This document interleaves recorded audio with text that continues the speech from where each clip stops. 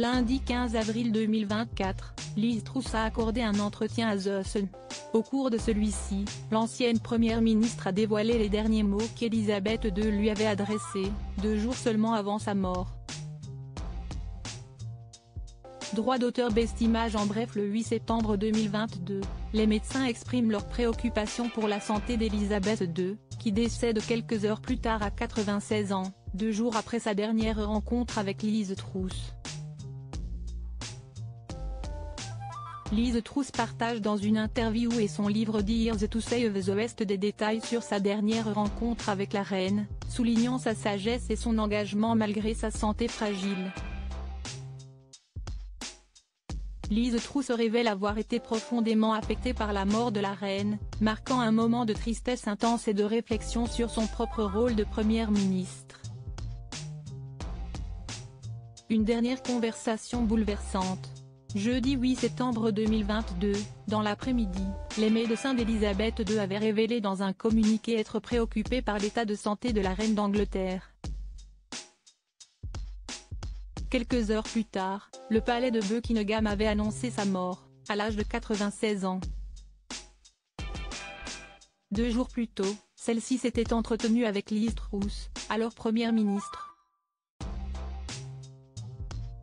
Dans un entretien accordé à The Sun, lundi 15 avril 2024, la femme politique a assuré qu'Elisabeth II était une femme très sage. Évoquant leur dernière rencontre, Liz Truss s'est rappelée, elle a beaucoup parlé de tous les problèmes qui se posaient, de tous les problèmes dans la boîte de réception du Premier ministre. Elle était incroyablement et absolument au courant de tout ce qui se passait.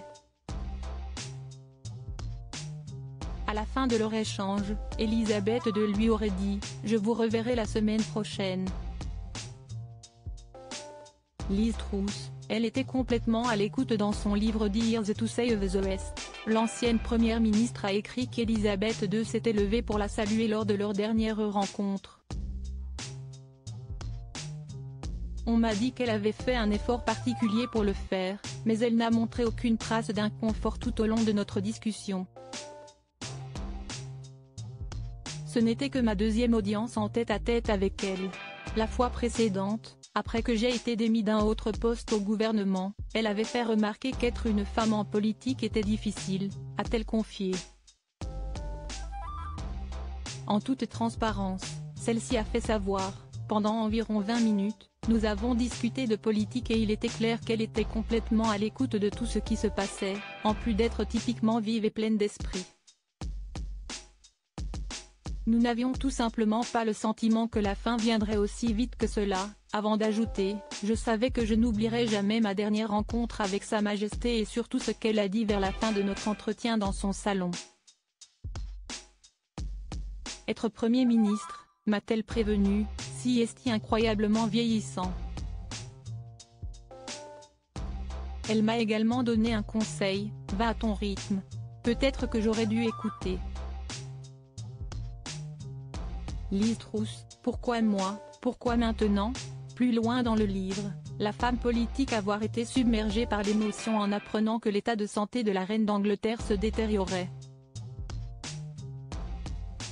Ma robe de deuil noire a été récupérée chez moi à Greenwich, dans le sud de Londres.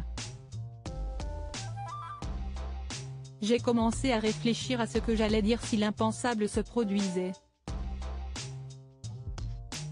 Jeudi, nous avons reçu la nouvelle solennelle que la reine était décédée paisiblement à Balmoral, a-t-elle indiqué. Celle-ci a ajouté ensuite, apprendre cela au cours de ma deuxième journée complète en tant que Premier ministre m'a semblé complètement irréel.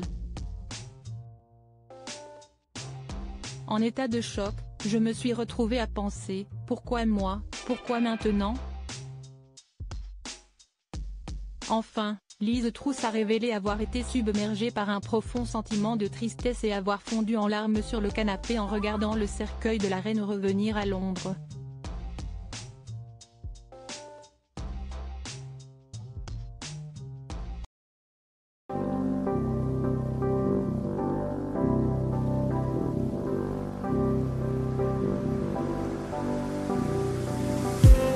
I just need